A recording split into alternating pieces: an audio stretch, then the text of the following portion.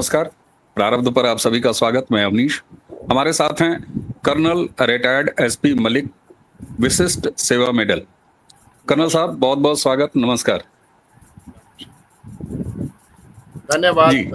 अवनीश जी sir, Bangladesh में किस तरीके से एक चुनी हुई सरकार को अपदस्थ किया गया और वहां पर एक ऐसे व्यक्ति को अलोकतांत्रिक ढंग से लाके गद्दी पे बैठाया गया। बांग्लादेश जो कि एक अच्छी राह पर निकल पड़ा था, लेकिन देखते ही देखते बांग्लादेश में स्थितियां बिल्कुल बदल गई। जी। चाहे खुद बांग्लादेश की अर्थव्यवस्था हो, उसी के साथ साथ वहां की माइनॉरिटी यानी हिंदू, उनके खिलाफ उत्पीड़न के मामले हों, धार्मिक मामले हों, ये सारा कुछ पिछले काफी समय से यूनुस के अंडर बांग्लादेश में हम सारे देख रहे हैं। लेकिन वो शेख हसीना जो भारत आ गई थी और भारत में ही है, अब उनकी पार्टी वापस बाउंस बैक कर रही है। यूनुस न सिर्फ बांग्लादेश की इकोनॉमी को गर्त में ले जा रहे हैं और इन सारी चीजों का असर अब वहां दिखाई दे रहा है। सेना एक दूसरे एंगल पर खड़ी हुई दिखाई देती है बांग्लादेश की। पाकिस्तान की बढ़ती भूमिका जिस तरीके से बांग्लादेश में शुरू हुई थी, वो भी अब एक दूसरे ठिकाने पर लगती हुई दिखाई दे रही है। चीन हम इग्नोर नहीं कर सकते। चीन ऐसे हर मौके खोजता है और खासतौर से भारत के आसपास। आज की स्थिति में आप जो कुछ भी बांग्लादेश में हो रहा है, यूनुस इलेक्शन कराने को राजी नहीं है, अवामी लीग और दोनों पार्टियां बांग्लादेश की वो वापस सड़कों पे हैं। छात्रों का एक सो कॉल्ड आंदोलन जिसके कंधे पर बैठ के यूनुस आए थे, अब वो भी एक दूसरी तरफ जा रहा है। सेना एक तीसरी तरफ खड़ी है। बांग्लादेश का भविष्य कैसे देखते हैं आप, और ये कितना जरूरी है भारत के लिए कि वहां पर कम से कम एक लोकतांत्रिक सरकार की वापसी हो जाए? सर जी अवनीश जी, देखिए, अगर हम इसकी बैकग्राउंड में जाएं तो बांग्लादेश भारत के द्वारा पैदा किया हुआ एक बच्चा ही है। जब इस पे उत्पीड़न हो रहा था इसकी जनता पे, तब भारत ने आगे आकर के इसको आज़ादी दिलाई। निस्वार्थ भाव से अलग से एक राष्ट्र बना के इसको सौंप दिया गया। अब उसके बाद में शेख हसीना जब से आई थी सत्ता में, बहुत अच्छा चल रहा था।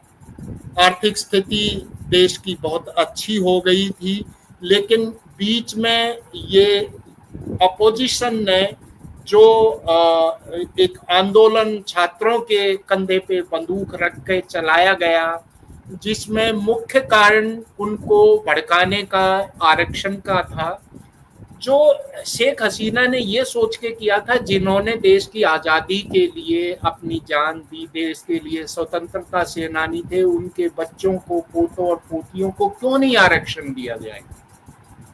उनकी भावना बहुत अच्छी थी, लेकिन इस चीज को एक अच्छे रूप में ना लेकर के दूसरे रूप में लिया गया कि हमारे जो अवसर हैं वो छीने जा रहे हैं, योग्यता के आधार पर हमें नौकरियां नहीं मिल रही।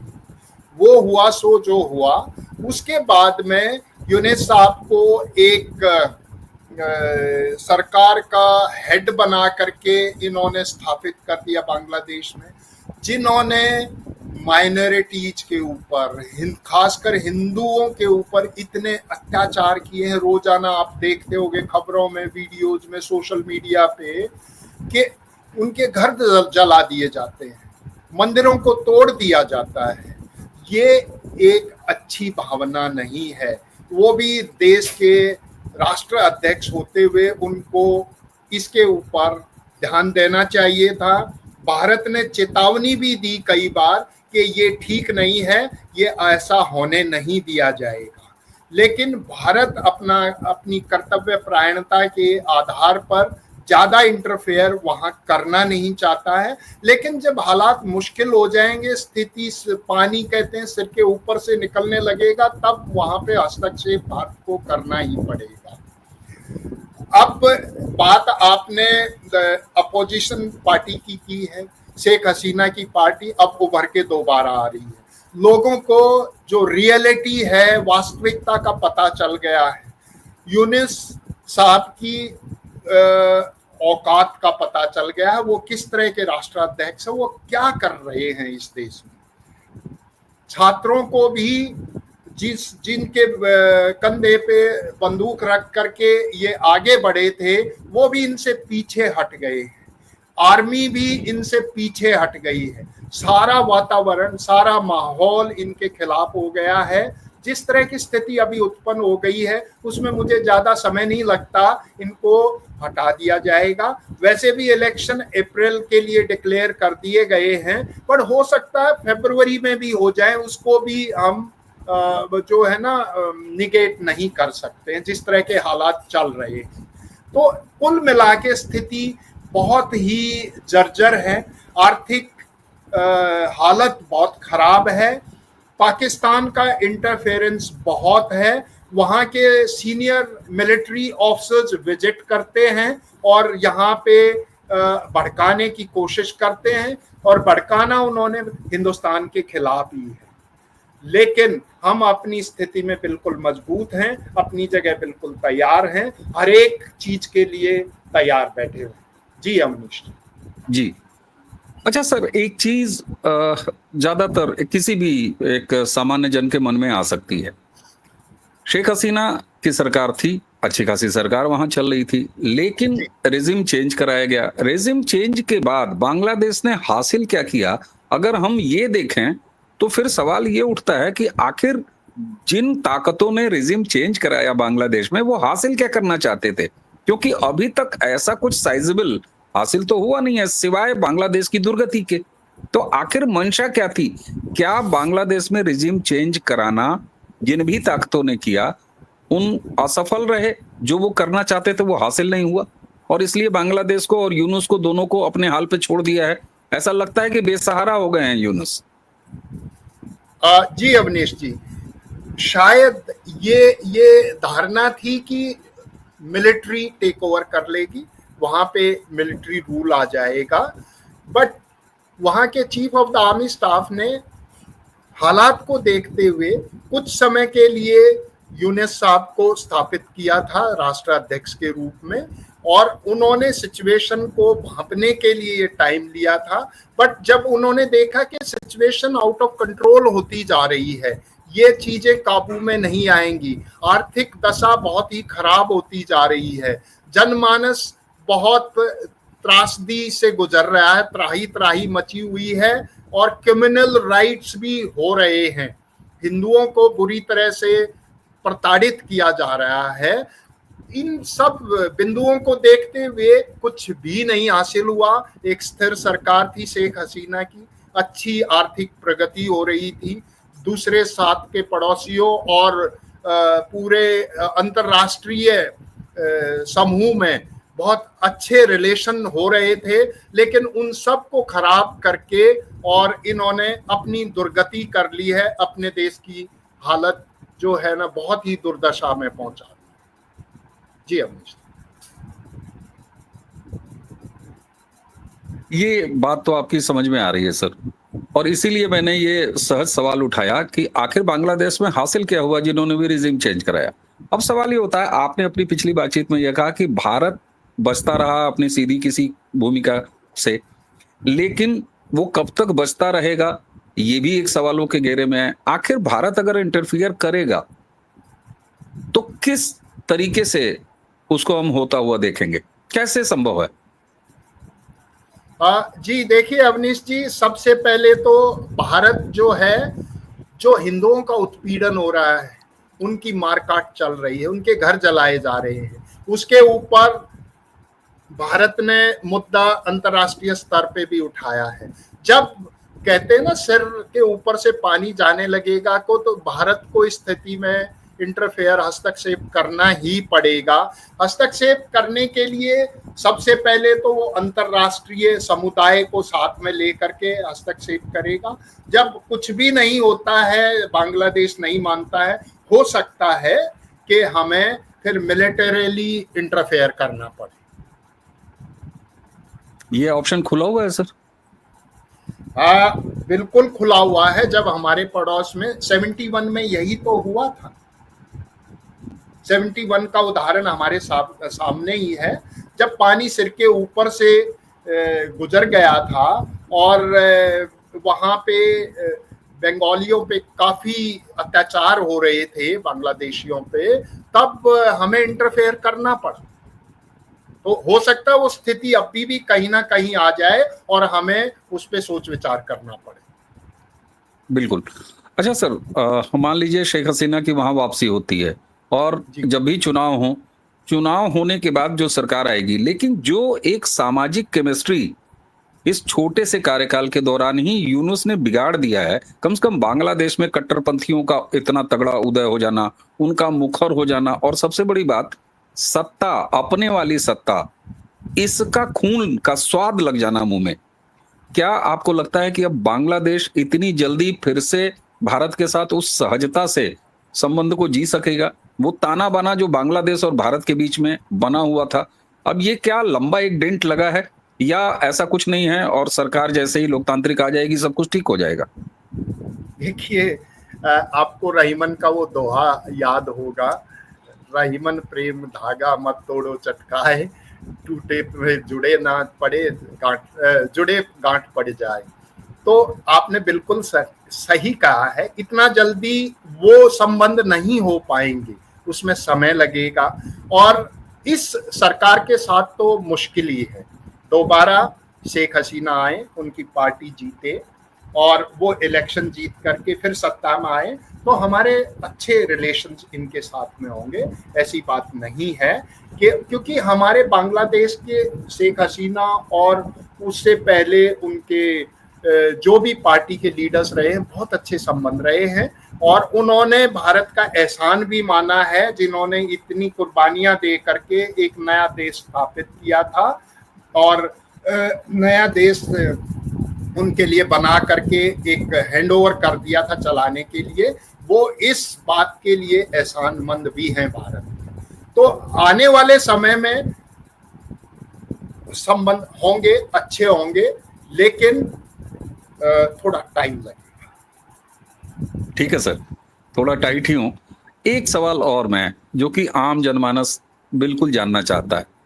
सर, बांग्लादेश हमारे लिए क्या महत्व रखता है और बांग्लादेश से अगर हमारे संबंध ना भी ठीक हुए, क्योंकि अब एक रेडिकलाइजेशन तो वहां पर हो चुका है, ये हमने देखा है।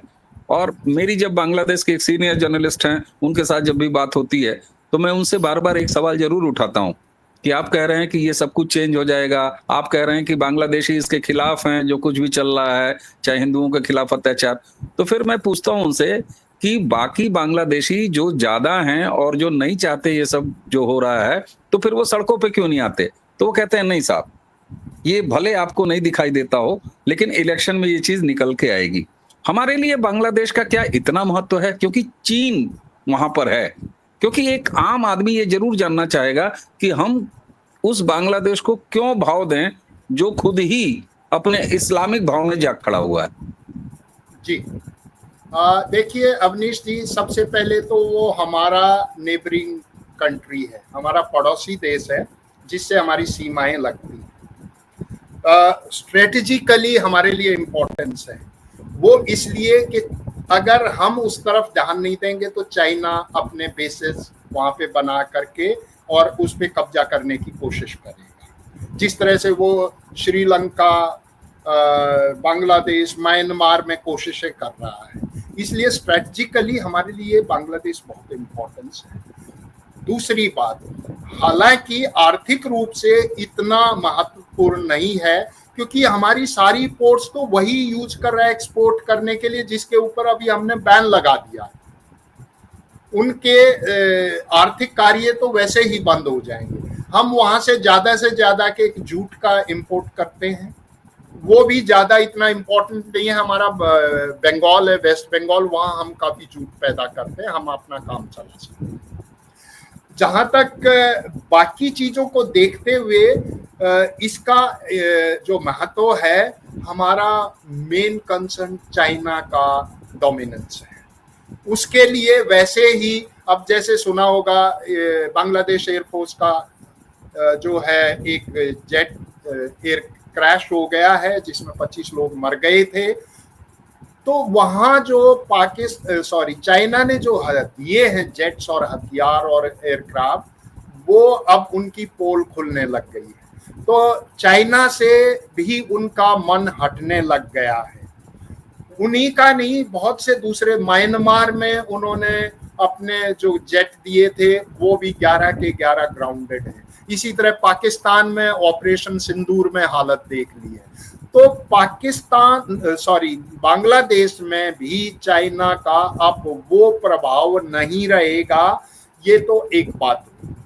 हमारा जो हम महत्व देते हैं बांग्लादेश को, हम सभी पड़ोसियों को देते हैं। जैसे देखा होगा अपने प्रधानमंत्री महोदय सभी छोटे छोटे देशों में जो भी पड़ोस के, अब जैसे मालदीव में गए हुए, हालांकि बीच में थोड़े हमारे संबंध खट्टे हो गए थे, वो उन्हीं की तरफ से हुए थे। हम कभी किसी से अपने संबंध खराब नहीं करते। हमारे लिए सभी पड़ोसी जो हम महत्वपूर्ण है, लेकिन हम उस महत्व को तभी तक देते हैं जब अगला बिहेव ठीक से करे, अगला राष्ट्र अपने जिम्मेदारी समझ के अब हमारे साथ में अपने रिश्ते निभाए। वैसे ऐसा कोई खास इंपॉर्टेंस नहीं है, बट स्ट्रेटेजिक, मिलिट्री और इकोनॉमिक इंपॉर्टेंस हम अपने सभी पड़ोसी देशों को देते हैं, उसमें बांग्लादेश भी शामिल। बिल्कुल सर, चलते चलते अब एक अंतिम सवाल, सेना के लिए क्या बांग्लादेश हो, क्या हमारा नेपाल का बॉर्डर हो, पाकिस्तान का बॉर्डर तो है ही है, यानी सेना कभी इस तरीके से भी काम करती है क्या कि चलो नेपाल से हमें कोई खतरा नहीं यार, छोड़ो इसको खाली रखते हैं, नेपाल के बारे में सोचना ही नहीं है, श्रीलंका के बारे में सोचना ही नहीं है, फलाने के बारे में सोचना ही नहीं है, हमें सिर्फ पाकिस्तान और चीन को देखना है। एक आम धारणा यही है। क्या सेना भी इस हिसाब से सोचती है, या सेना को इससे कोई मतलब नहीं है मौसम क्या है, सेना को इससे कोई मतलब नहीं है संबंध कैसे हैं, सेना को इससे कभी कोई मतलब नहीं होता कि फलानी कंट्री में या किसी दूसरी कंट्री में क्या चल रहा है क्या नहीं चल रहा है, वहां हमारे हित की सरकार है या हमारे अहित की सरकार है। सेना 24/7 साल के 365 दिन हमेशा देश की रक्षा, उसके लिए बेहतर से बेहतर एक्टिविटी और बेहतर से बेहतर प्लानिंग वो करके रखती है। बांग्लादेश के लिए भी हमेशा सेना तैयार है। बिल्कुल बिल्कुल अवनीश जी, देखिए अब जैसे आपने नेपाल की बात की, नेपाल से भी हमारे संबंधों में उतार चढ़ाव रहे हैं, कभी अच्छे रहे हैं, कभी वहां दूसरा प्राइम मिनिस्टर आ गया, शायद उनके साथ में अच्छे नहीं रहे, फिर अच्छी गवर्नमेंट आ गई। फिर इन सब चीजों को भुला करके ये एक पॉलिटिकल मसला है।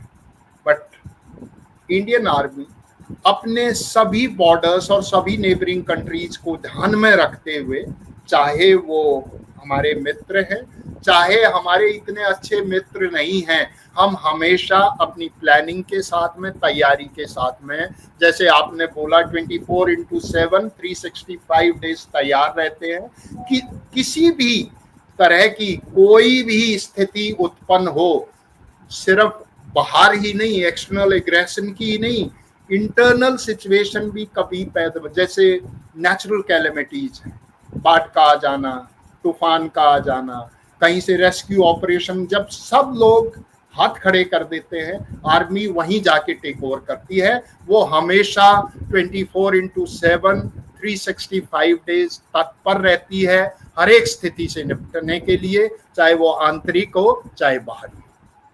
बिल्कुल सर, और यही बांग्लादेश के साथ है।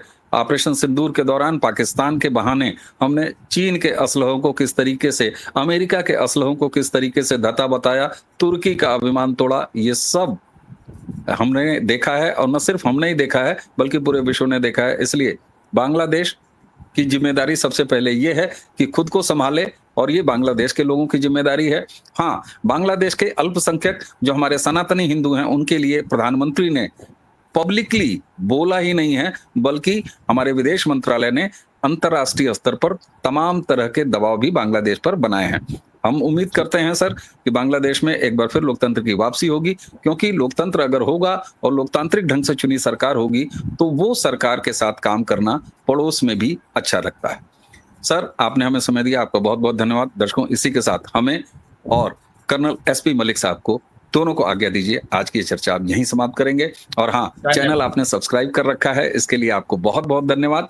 लेकिन उसी के साथ बड़ा आवश्यक है कि आप वीडियोस को लाइक जरूर कीजिए, वीडियोस को शेयर कीजिए और हाँ, बेल आइकॉन जरूर दबा के रखिए ताकि इस तरह की चर्चाएं जब भी प्रारंभ पे हों आपको सबसे पहले सूचना मिले। सर, आपको एक बार फिर धन्यवाद। दर्शकों, इसी के साथ आज की चर्चा यहीं समाप्त करते हैं। नमस्कार, प्रणाम।